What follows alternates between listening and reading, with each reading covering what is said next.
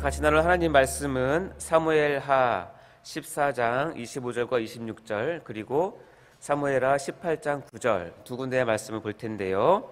사무엘하 14장 25절 26절 말씀 먼저 봉독하도록 하겠습니다. 시작. 온 이스라엘 가운데서 압살롬같이 아름다움으로 크게 칭찬받는 자가 없었으니 그는 발바닥부터 정수리까지 흠이 없음이라. 그의 머리털이 무거움으로 연말마다 깎았으며 그의 머리털을 깎을 때에 그것을 달아본즉 그의 머리털이 왕의 저울로 200세겔이었더라. 다음에 사무엘하 18장 9절 말씀입니다. 같이 18장 9절 읽도록 하겠습니다. 시작. 압살롬이 다윗의 부하들과 마주치니라. 압살롬이 노새를 탔는데 그 노새가 큰 상수리 나무 번성한 가지 아래로 지날 때에 압살롬의 머리가 그 상수리 나무에 걸림에 그가 공중과 그 땅 사이에 달리고 그가 탔던 노새는 그 아래로 빠져나간지라. 아멘. 자, 우리가 세상을 살아가면서 다들 나름대로 자기 잘난 맛에 이렇게 살아가는 것 같습니다. 저도 그런 부분이 있어서 제 주위 사람들이 저를 자뻑한다고 저를 흉보시는 분도 계십니다. 그런데 어느 정도는 자기 잘난 맛이 있어야 사는 재미도 있고 또 자신감 있게 살아갈 수도 있는 것 같습니다. 뭐 그 정도의 잘난 맛이야 뭐 자아 존중, 내는 자존감을 가지고 살아가는 한 모습일 수도 있습니다. 근데 대부분 이런 부분들은 특별히 자기 자신만이 갖고 있는 장점이자 또 특기이기도 하고 또 타인에 비해서 좀 더 월등한 수준의 재능이자 달란트이기도 합니다. 또 영적으로 보면 하나님께서 그 사람에게 특별히 부어주신 그 자신만의 은사라고 할 수도 있을 것입니다. 자, 이러한 것들이 있다고 해서 그것이 무슨 잘못이 되겠습니까? 오히려 없는 사람들이 보면 이것은 굉장히 부러운 것 중에 하나이죠.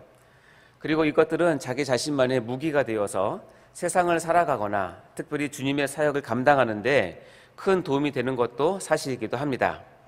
그런데 이런 잘난 맛에 심취해서 자기 잘난 맛에 깊이 자기 자신을 들여놓아서 마치 자기가 세상의 중심이고 자기 위주로 모든 일이 돌아가야 된다고 생각하고 그것을 믿는 사람들이 있습니다. 이렇게 자기 잘난 맛에 속아서 사는 것은 매우 매우 위험하기도 합니다. 특별히 하나님 앞에서는 더욱 그렇습니다. 그래서 오늘 설교는 속지 맙시다 시리즈 두 번째 시간으로 설교의 제목은 자기 잘난 맛에 속지 맙시다 입니다. 자, 성경의 인물 중에 이 주제에 가장 걸맞는 한 사람이 있어서 여러분께 소개하고자 합니다. 여러분도 다 아시는 인물입니다. 바로 다윗 왕의 아들 압살롬이라고 하는 사람입니다. 우리가 같이 말씀 속에 들어가서 압살롬이 어떻게 자기 잘난 맛에 속아서 살아왔는지 그리고 그 결말은 어떠했는지를 우리가 같이 보면서 우리 자신의 모습을 같이 돌아보는 그런 귀한 은혜의 시간이 되었으면 좋겠습니다. 자, 제가 한 편의 막장 드라마를 여러분께 소개하도록 하겠습니다. 스토리인데요. 한번 들어보세요. 여러분 다 아시겠지만 이스라엘의 가장 위대한 왕인 다윗은 하나님 마음에 맞는, 즉 하나님의 마음에 합한 사람이라고 성경은 증언을 하고 있습니다. 이런 다윗에게도 연약한 부분이 있었는데 그것은 바로 자녀들의 문제였습니다. 그 중에서 다윗의 마음을 가장 아프게 하고 다윗을 끝까지 괴롭혔던 자녀가 바로 오늘 나눌 압살롬입니다. 그런데 이 다윗은 이 압살롬을 끝까지 사랑하고 보다듬어 주었던 것을 우리가 볼 수 있습니다. 그런데 압살롬은 자기 아버지인 다윗 왕에 대해서 반기를 들고 반역을 꾀했던 속된 말로 호로자식 같은, 아비 없는 자식 같은 그런 짓을 했던 인물입니다. 어떻게 이런 일이 있을 수가 있을까요? 압살롬은 아버지 다윗 왕과 어머니인 마아가사에 태어난 아들로 성경에 보면 욕망이 가득했던 그런 인물이었고 특별히 반드시 보복을 하는 아주 그런 거친 성격의 사람으로 성경은 묘사를 하고 있습니다. 그 내용은 이렇습니다. 자신의 이복형인 암논 왕자가 압살롬의 친여동생 다말을 강제 추행하는 사건이 일어납니다. 근데 이 암논 왕자가 그 다말을 버렸거든요. 그러니까 이것을 마음에 담아두고 참고 있다가 2년이 지난 후에 모든 왕자들을 자기 집에 다 초대를 한 그 자리에서 암논을 공개적으로 살해를 합니다. 그래서 압살롬은 외국 그술이라는 곳에 3년간 망명생활을 하게 되죠. 그런다 그 후에 다윗 왕의 허락하에 다시 귀환하여서 예루살렘에 거주하게 됩니다.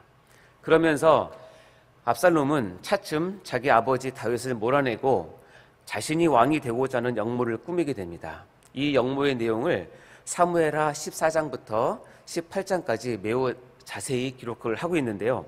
오늘 우리가 읽은 이 본문 첫 번째 14장 말씀은 반역을 꾀하는 압살롬을 소개하면서 제일 압살롬을 첫 번째로 소개하는 내용이 바로 오늘 읽은 14장 25절 말씀입니다. 같이 사무엘하 14장 25절 말씀 읽어볼까요? 시작. 온 이스라엘 가운데서 압살롬같이 아름다움으로 크게 칭찬받는 자가 없었으니 그는 발바닥부터 정수리까지 흠이 없음이러라. 네, 여러분 성경이 증거하는, 성경이 공인하는 최고의 미남입니다. 그는 발바닥부터 정수리까지 한마디로 온몸 전체가 하나의 흠도 찾을 수 없을 정도로 완벽한 외모를 갖고 있는 사람이라고 성경은 이야기를 하고 있습니다. 그야말로 최상급의 외모를 갖고 있는 것이죠.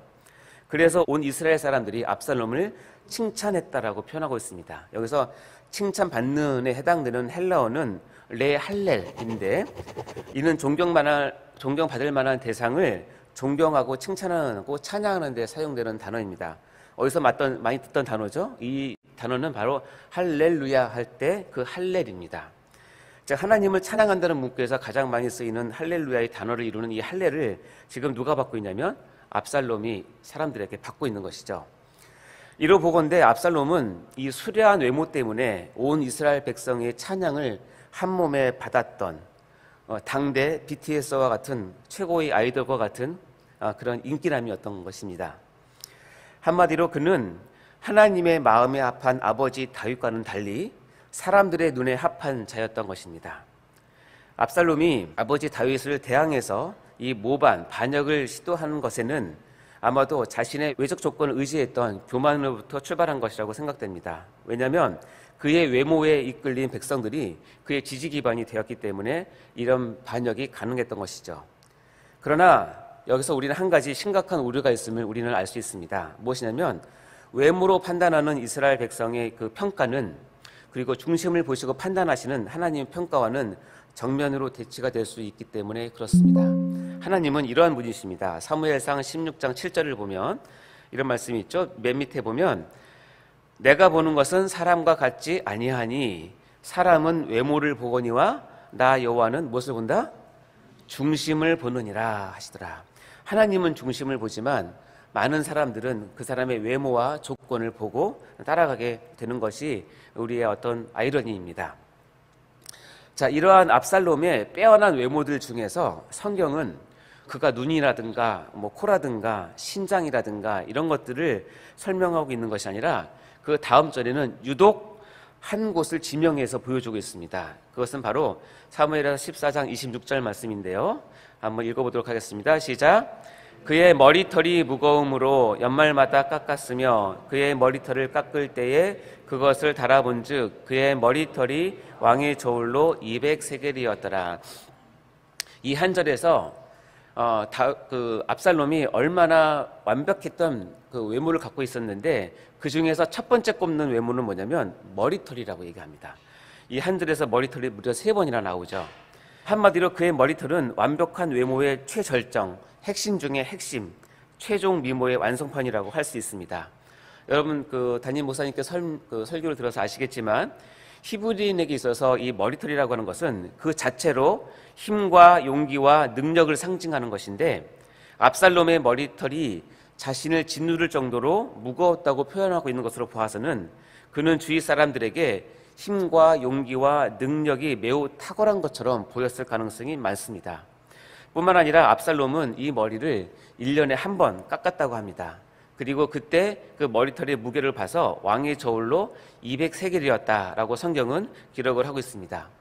1세겔은 약 11.4g입니다. 그래서 200세겔 정도 되면 우리 지금 따지면 한 2.28kg 정도 되는데요.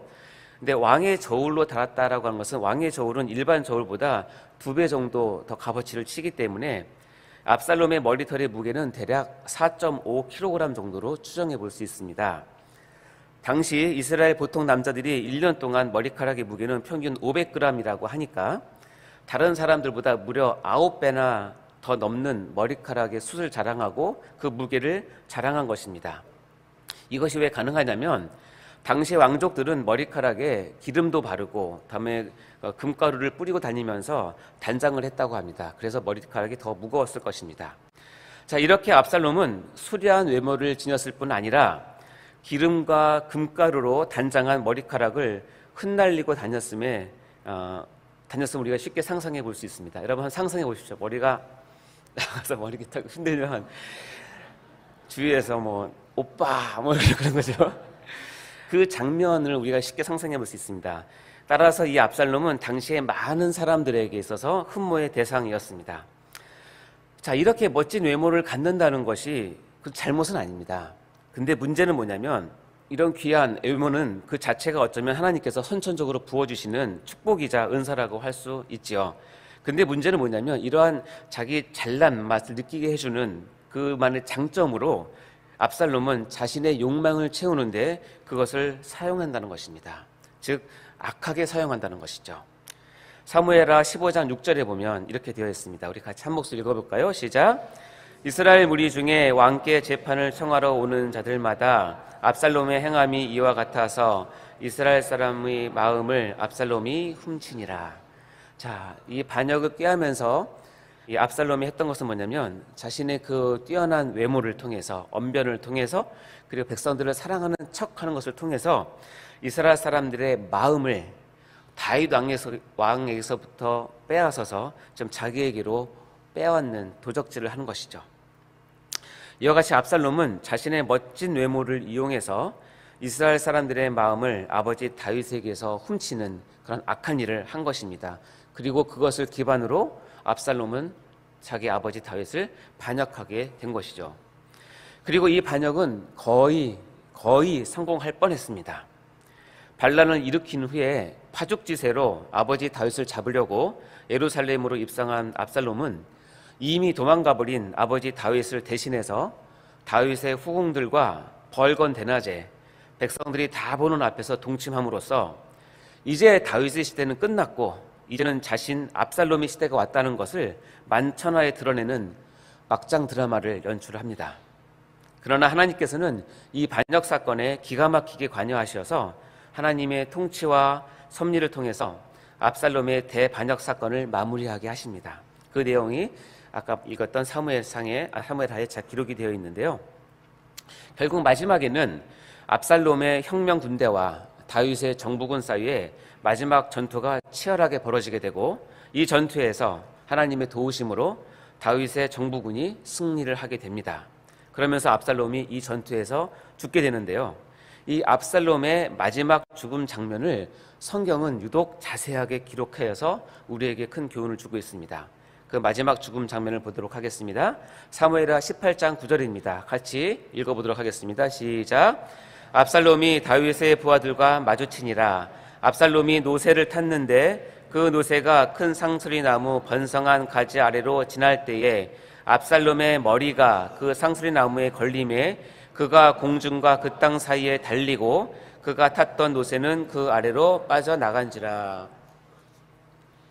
자, 여러분 이 말씀을 읽으면서 상상력을 한번 동원해 보시기 바랍니다. 노새를 타고 다니던 압살롬이 지금 다윗의 부하들과 마주치게 되는 상황이 되자 급하게 아마 도망을 간 것 같습니다. 근데 이 번성한 상수리 나무에 머리가 걸려서 지금 대롱대롱 매달려 있는 장면입니다. 노새가 빠져나갔거든요.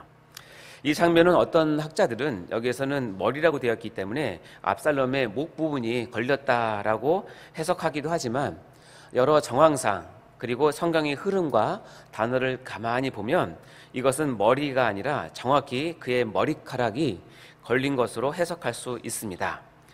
아마도 압살롬은 그가 그토록 자기가 자랑하고 아꼈고 그 자기의 멋의 최상의 조건인 머리카락이 상수리 나무에 걸려서 지금 이런 꼴을 당하고 있는 것입니다. 근데 더 애처로운 것은 그 매달린 상태에서조차도 압살롬은 칼로 머리카락을 자르고 도망갈 생각은 않고 그냥 매달려 있는 모습을 보이는 것입니다. 이것이 얼마나 인간이 어리석고 자기 멋에 속아서 살아가고 있는 것이 얼마나 비참하고 끔찍한 결과를 가져오는지를 보여주는 상징적인 장면이라고 할 수 있습니다. 결국 압살롬은 자신이 그토록 아끼고 자랑하고 자신의 멋이었던 머리카락 때문에 엄청난 수치를 당하고 결국에는 자신의 목숨을 잃어버리게 되는 것입니다. 사랑하는 성도 여러분, 자신의 잘난 맛에 살아가고 있지는 않으십니까? 혹시 그것에 의존해서 그리고 그것을 이용해서 나의 욕망을 채우고 잘못된 길로 정신없이 달려가고 있지는 않으신지요? 여러분, 절대로 자기 잘난 맛에 속지 마시기 바랍니다. 우리 하나님은 악인들의 자랑거리를 심판의 도구로 사용하시는 그런 하나님이십니다. 그러기에 자기 잘난 맛에 속아서 그것에 취해서 정신 못 차리고 잘못된 길로 가는 자를 결코 그냥 두지 아니하시고 그 잘난 맛을 느끼게 해주는 그 잘난 것, 그것을 통해서 심판하시고 징계하시고 공의를 세우시는 분이십니다. 사랑하는 성도 여러분, 저를 포함한 우리 모두는 우리가 잘나서 쓰임받는 것이 아닙니다. 이 잘난 부분을 주님께 내려놓을 때 그때 우리가 쓰임받는다는 것을 꼭 기억하시기 바랍니다. 이럴 때 우리의 못난 부분조차도 들어쓰시는 하나님이심을 꼭 기억하시기 바랍니다. 결국 하나님께 쓰임받는 것이 축복이자 감사인데요, 여러분 잘난 부분을 여러분이 하나님께 주신 은사로 여기시고 하나님을 섬기고 이웃을 섬기는데 여러분을 최선을 다하시고 그렇게 사셨다면 감사하는 하루가 되시길 바랍니다. 주님 없는 잘남은 오히려 나를 멸망의 길로 인도한다는 것도 잊지 마시기 바랍니다. 어느 상황에서든지 겸손을 놓치지 마시기 바랍니다. 자, 이 부분에서 압살롬과 대조되는 한 사람이 있는데 또 다른 다윗의 한 아들입니다. 그는 바로 솔로몬입니다. 열왕기상 3장 7절에 보면 이렇게 솔로몬이 고백을 하는데요, 읽어보겠습니다. 시작. 나의 하나님 여호와여, 주께서 종으로 종의 아버지 다윗을 대신하여 왕이 되게 하셨사오나 종은 작은 아이라 출입할 줄을 알지 못하고.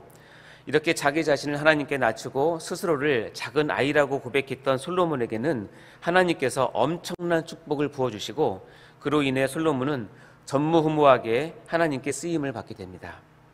어떤 축복이냐면 열왕기상 3장 12절 13절 말씀인데요, 같이 한번 읽어볼까요? 시작. 내가 내 말대로 하여 내게 지혜롭고 총명한 마음을 주노니 내 앞에서도 너와 같은 자가 없었거니와 내 뒤에도 너와 같은 자가 일어남이 없으리라. 내가 또 내게 구하지 아니한 부귀와 영광도 내게 주노니 내 평생의 왕들 중에 너와 같은 자가 없을 것이라. 아멘. 자, 이제 여러분은 어떻게 하시겠습니까? 자기의 멋에 속아서 살아간 압살롬의 길을 가시렵니까? 아니면 자기의 멋을 하나님 앞에 내려놓고 그저 나는 작은 아이라고 겸손하게 고백하는 솔로몬을 따르시렵니까? 주님께서 이 시간 바른 결단을 하는 여러분 모두에게 하늘문을 여시고 신령한 복을 부어주시기를 주님의 이름으로 간절히 축원합니다. 기도로 마치도록 하겠습니다. 하나님 아버지, 감사합니다. 이 시간 저희들에게 하나님의 지혜를 주시고 우리에게 주신 하나님의 은사들을 우리의 잘난 것으로 여기고 그것을 악용하는 것이 아니라 철저하게 그것을 하나님께 내려놓고 하나님께 쓰임받는 저희 모두가 다 될 수 있도록 인도하여 주시옵소서. 압살롬을 통해서 받은 교훈이 우리의 평생의 교훈이 되게 하여 주시고 그 길을 따르는 어리석은 자가 되지 않도록 저희를 지켜 보호하여 주옵소서. 감사드리며 예수님 이름으로 기도하옵나이다. 아멘.